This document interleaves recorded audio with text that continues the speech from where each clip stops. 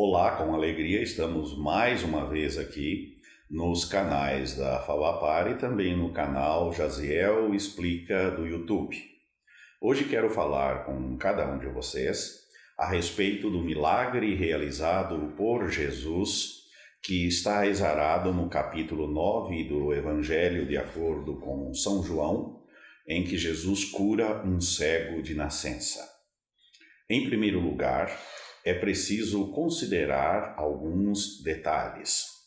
Por exemplo, entre os judeus havia a crença de que existiam milagres ordinários e milagres extraordinários. Os milagres ordinários poderiam ser realizados por um profeta, pelo sumo sacerdote, alguém que era considerado uma pessoa santificada dentre o povo. Então, cura de um leproso, expulsão de demônios, cura de cegos que se tornaram cegos durante a sua vida. No entanto, havia milagres extraordinários que ninguém poderia realizar, exceto aquele que viria, o Messias. E a cura do cego de nascença está entre os considerados milagres extraordinários pelos escribas e fariseus. Então eles, os escribas e fariseus, buscaram um problema para si próprios, porque advogavam que quem era cego de nascença nunca poderia ser curado, exceto na época do Messias, exceto pelo Messias. Então, quando Jesus cura o cego de nascença, ele está a provar para aqueles que o condenaram no capítulo 7 e no capítulo 8, tentando apedrejá-lo. Ele prova, portanto, de que ele era verdadeiramente o Messias. E este milagre fora realizado no dia de sábado. O que acontece é que entre os judeus havia também algumas leis complementares aos 10 mandamentos. E uma das leis complementares dizia que o judeu não poderia cuspir na terra no dia de sábado, porque a saliva iria trabalhar com a areia e fazer lodo, uma espécie de cataplasma. Então se dizia que o judeu deveria cuspir quando precisasse em uma pedra, em uma planta ou em algo que não fosse o chão, para que não fizesse trabalho, porque ao cuspir no chão, considerava-se que estava produzindo trabalho. E o Jesus, então, cuspiu na terra, fez lodo com o cataplasma para passar nos olhos do cego. Vejam que interessante. Entre os judeus, acreditava-se que somente Deus poderia trabalhar no sábado. Ou seja, Deus julgava os gentios e abençoava os judeus de acordo com a sua tradição. Mas os judeus humanos não poderiam trabalhar no sábado em hipótese alguma. E Jesus já dissera no capítulo 5, meu Pai trabalha até agora e eu trabalho também. Isto quer dizer que Jesus está se colocando no mesmo pé de igualdade de Deus e está se dizendo Deus, porque ele continua a trabalhar até agora. E aquele agora ali era dia de sábado, pois o milagre tinha sido realizado, no capítulo 5, também em dia de sábado. Portanto, ao realizar este milagre no capítulo 9, Jesus demonstra para os judeus duas coisas. Ele demonstra que é o Messias e também demonstra que ele é Deus. Mas muito além disso, os fariseus começaram a criticar, dizendo que Jesus era pecador, porque se só Deus poderia trabalhar no sábado, se Jesus fez aquele milagre e o fez trabalhando no sábado, é porque é um homem pecador, pois quem trabalha no sábado é pecador. No entanto, outros diziam, mas quem é que pode realizar um milagre desses? Um milagre extraordinário, se não for enviado da parte de Deus. Só pode ser o Messias.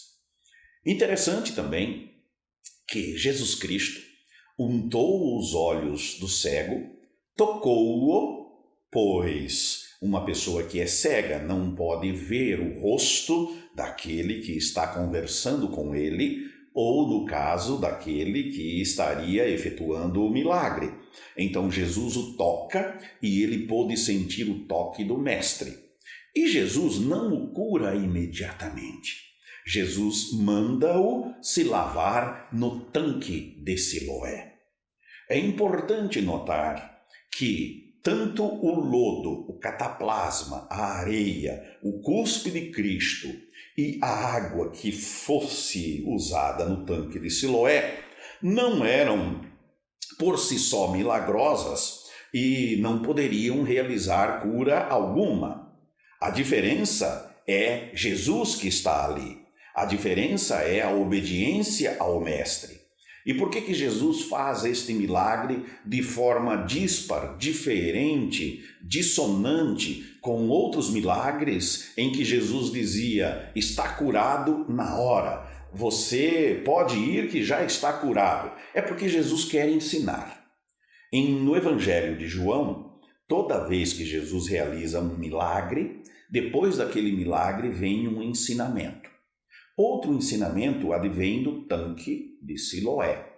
O tanque de Siloé significa, em língua portuguesa, o enviado. Ao mandar o cego lavar-se no tanque de Siloé, a água que lava o lodo, o cataplasma dos olhos do cego, representa o poder da palavra de Cristo. Lá no capítulo 3, e eu já falei sobre isso aqui em algum momento, basta que vocês procurem aí nas redes e aonde encontrar, quando Jesus diz para Nicodemos, aquele que não nascer da água e espírito, e a água significa o poder purificador da palavra de Deus. E no Evangelho de João, Jesus é tido como o enviado. Ele é o enviado do Pai. Muitas vezes Jesus diz, o Pai que me enviou. Ele é, portanto, aquele que é enviado do Pai. Assim como o Pai me enviou, assim também eu vos envio, disse Jesus aos apóstolos após a ressurreição. Portanto, temos aqui um ensinamento de que Jesus é o Messias, Jesus é o enviado de Deus e Jesus é Deus, tudo em um mesmo milagre. O outro ensinamento é que Jesus quis mostrar que havia uma questão diferente da que os judeus afirmavam. Os judeus afirmavam que quando alguém nascia cego é porque ele era todo cheio de pecados e a consequência de nascer cego era por causa da pecaminosidade sua ou de seus pais. Tanto que os discípulos, que eram judeus, também tinham este pensamento ao perguntarem para Jesus, escuta, mestre, quem é que pecou para que ele nascesse cego? Ele ou seus pais? Jesus responde, não foi nem ele e nem seus pais que pecaram para que nascesse cego, mas, tendo nascido cego, nele há de se manifestar a glória de Deus, ou seja, esta cegueira é para a manifestação da glória de Deus. E qual é a manifestação da glória de Deus? Que o Messias, o Deus, o enviado da parte de Deus, está ali para curar. E quando Jesus se encontra com alguns daqueles judeus, ele mostra para eles a sua cegueira espiritual.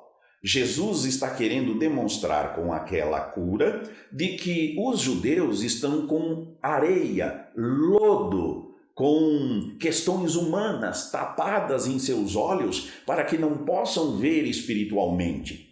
Tanto que eles entendem a palavra de Jesus e lhe questionam, dizendo o seguinte: Senhor, porventura nós somos nascidos em pecado? Nós somos cegos? Jesus então lhes responde: se vocês tivessem nascido cegos, vocês não teriam pecado. Mas como vocês permanecem cegos, então aí está manifesto o vosso pecado. Portanto, Jesus também está ensinando neste milagre de que aqueles que viam Jesus operar um milagre extraordinário, aqueles que entenderam que Jesus era o Messias, porque havia uma tradição que dizia que das fontes da água do tanque de Siloé, Jesus, o Messias, haveria de se manifestar miraculosamente. Jesus, portanto, cumpre esta tradição entre os judeus e demonstra a todos eles esta miraculosidade e a sua messianidade.